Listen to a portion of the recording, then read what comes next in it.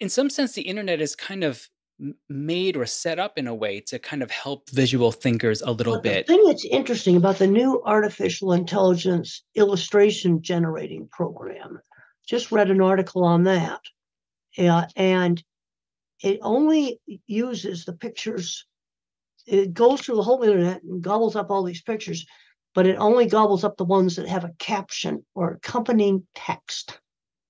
That's something I just read about it in Wired magazine. That's I read interesting. this morning. I read that this morning.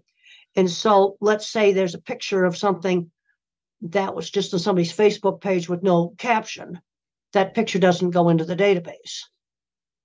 And then they were describing how people would use language to tweak the different ways they tell the program to do stuff. And I go, this is really interesting. Only the pictures that have captions, in other words, have language attached to them, does the program feed off of. So I in a just lot of learned ways, that this morning, and it's really made me think.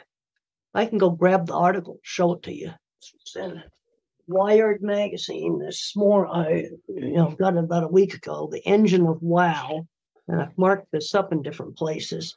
And I wrote in there, language is translated into pictures, and the database only uses pictures with captions. That was a single line in this article. So here are some of the pictures it's generated right there, goofy examples. But that was a single line in the article. And I grabbed right onto that. yeah, that's a big deal, I actually. think it is a big deal. I think it is a big deal that it says here, researchers scraped the internet for all images that had adjacent text, such as captions. So what about all the images that are online that don't have adjacent text? So in some ways, it's still kind of privileging the It's language. still privileging language. And I pointed out to keep it,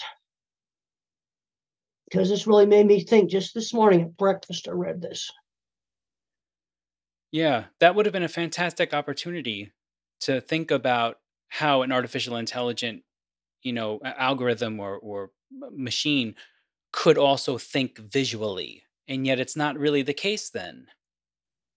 Well, I think of all the apples and oranges over at the grocery store that don't have captions. I was just in there picking out Honey Crisps, trying to pick out the nicer ones. None of those apples have captions.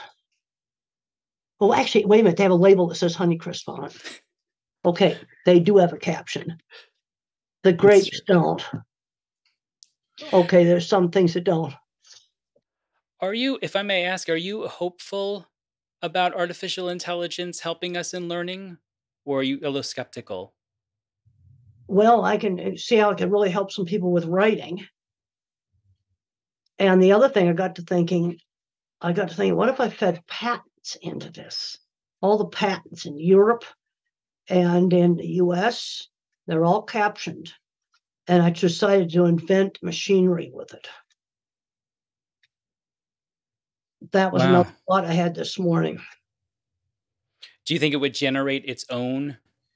Well, you have to guide it, because the other thing they were saying on here about this program was that people would tweak the language in different ways to get it to change the artwork.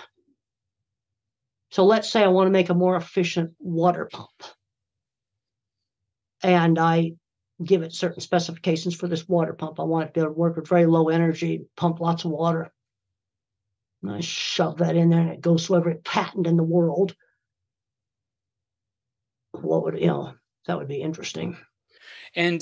But also speaks to your idea, though. Like, let's say you put in all the information and it works, and let's say it actually kind of develops this new, machinery, this new pump that can do this. You made that up as an example for something simple, as I've actually worked with pumps. You're still going to need somebody to go in there, though, and test it and try it hands-on.